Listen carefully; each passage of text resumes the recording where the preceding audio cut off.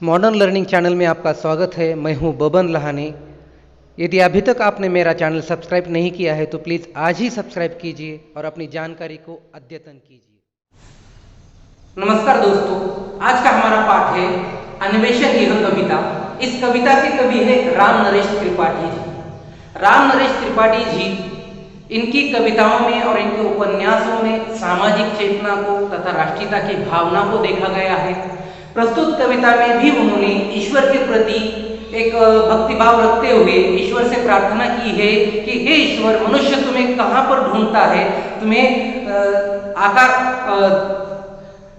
साकार मानते हुए वह तुम्हें मंदिरों में मस्जिदों में ढूंढता है। लेकिन सच देखा जाए तो यह एक भ्रामक कल्पना है। ईश्वर जो होता है वह चर अचर में विद्यमान रहता है और उसे कहीं पर भी ढूंढने की आवश्यकता नहीं है, वह सर्वत्र विद्यमान रहता है। इस तरह से वह ईश्वर को ढूंढते हुए वह ईश्वर से एक वरदान मांगते हैं कि हे ईश्वर, मुझे इतनी शक्ति दो कि मुझे इन संकटों, जो भी मुझे संकट मिलते हैं, जो भी मुझे दुख मिलते हैं, उस दुख को मैं पार कर सकूं, उससे मैं उबर सकूं, उसका मैं सामना कर सकूं। तो इस तरह से वो ये नहीं मांगते कि मुझे सुख चाहिए, मुझे दुख मत दो, लेकिन वो चाहते हैं कि मुझे दुख दे दो, मुझे परेशानियां कठिनाइयों का सामना करना है, लेकिन उसे लड़ने की क्षमता मुझ में होनी चाहिए, उतना सामर्थ्य मुझ में होना चाहिए, बस इतना ही सामर्थ्य मुझे दे दो। इस तरह से याचना कवि ईश्वर से करते हैं। तो आइए हम इस कविता का विश्लेषण विवेचन करते हैं, पंक्तियों का अर्थ समझते हैं।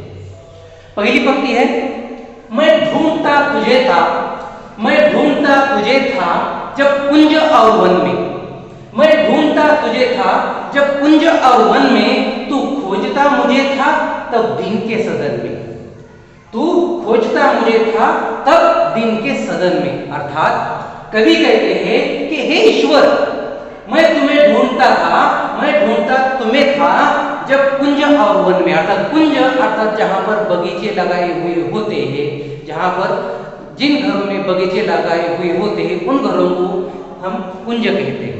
तो कुंज मतलब जहां कहीं भी घर के आसपास में बगीचा तैयार किया हुआ होता है, वन की तरह रचना होती है उसकी, तो उन्हें हम कुंज कहते हैं। और वन अर्थात जंगल में, अर्थात वे लताओं से घिरे हुए घरों में तथा वनों में वह ईश्वर को ढूंढ रहे थे।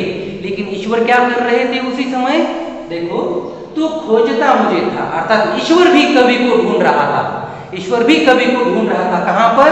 तो वो दिन के सदन में। दीन अर्थात गरीब।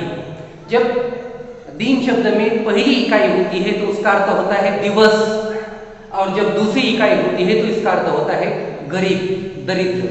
तो तब गरीबों के सदन में अर्थात घरों में, तब वह ईश्वर कवि को गरीबों के घरों में, गरीबों की झोपड़ी में ढूंढते थे। अर्थात वह किसी भोग विलास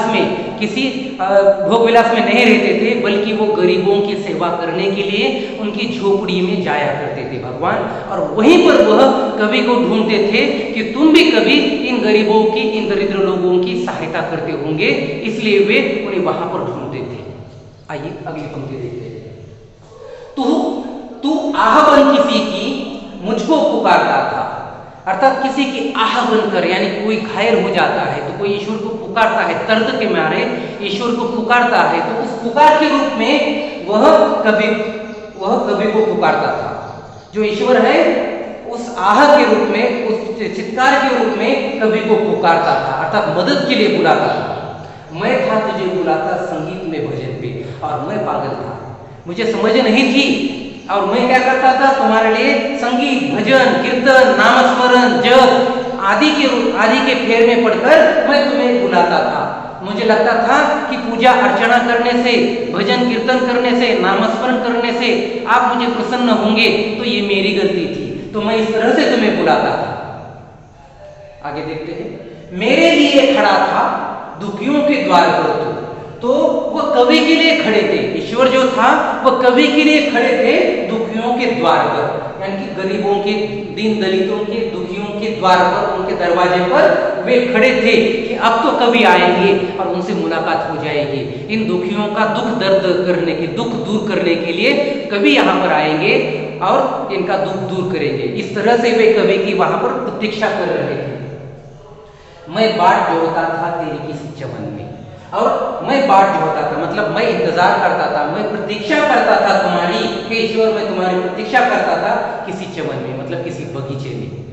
कवि को लगता था कि वो बगीचे में भी होंगे, तो इसलिए वो बगीचे में भी, अर्थात कवि थोड़ा सा मस्त रहते थे, अपने आप में खा पी कर मस्त रहा करते थे और ईश्वर की आराधना करते थे कि हे ईश्वर। तो इस तरह से कवि ने अपने आप का उदाहरण देकर जो जनसामान्य लोग कैसे भोग विलास में मग्न हो चुके हैं, मोह माया में कैसे फंस चुके हैं, इसका परिचय इस कविता के माध्यम से खुद का उदाहरण देते हुए उन्होंने दिया है। बनकर किसी के आंसू मेरे लिए बहा, तो किसी के आंसू बनकर, किसी के आंसू के रूप में मेरे लिए बहा तो कवि के लिए वह किसी के आंसू बनकर बह रहे थे, मतलब किसी के दुख दर्द, किसी की पीड़ा के रूप में वो प्रकट हो रहा था, बाहर आ रहा था।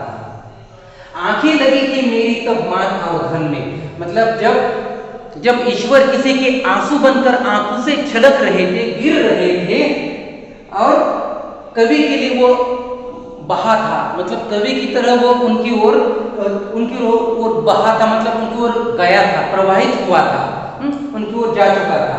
बहना मतलब प्रवाहित होना, तो इसलिए कवि की ओर वह प्रवाहित हुए थे। तो इस तरह से आंखें लगी थी मेरी, लेकिन तब कवि की आंखें लगी थी, मतलब उनका ध्यान लगा था, वे मग्न हो चुके थे किधर, तब मान और धन में, तब मान सम्मान प्रतिष्ठा पाने के चक्कर में और धन पैसा कमाने के चक्कर में तब कवि की आंखें लगी थी, मतलब वो व्यस्त हो चुके थे सम्मान पाने के लिए, प्रतिष्ठा पाने के लिए और पैसा पाने के लिए, पैसा का धन कमाने के लिए। और तब भगवान बोल रहे थे किसी की आंखों के रूप में, कि जिनकी आंखों से अश्रु बह रहे हैं, तो उनकी सहायता करने के लिए उनकी ओर भगवान ईश्वर बढ़ रहे थे। बाजे बजा बजा कर मैं था तुझे रिझाता, तो बाजे बजा बजा कर मतलब ढोल ताशे नगाड़े बजाकर, मतलब जोर जोर से पुकारते हुए, सब लोगों का ध्यान आकर्षित करते हुए वे ईश्वर को पुकार रहे थे, रिझा रहे थे, आकर प्रसन्न कर रहे थे, मोहित कर रहे थे, प्रसन्न कर रहे थे। तब तू लगा हुआ था पतितों के संगठन में, तब ईश्वर लगा हुआ था, ईश्वर मग्न था, ईश्वर व्यस्त था पतितों के संगठन में। पतित अर्थात जो अपने चरित्र से गिर चुके हैं, जो अपने चरित्र से गिर चुके हैं, अर्थात जिनके मन में पाप भावना है, जो लोगों का कल्याण नहीं चाहते हैं, सिर्फ खुद का ही स्वार्थ चाहते हैं, ऐसे लोगों को इकट्ठा करने में ईश्वर जुड़े हुए थे।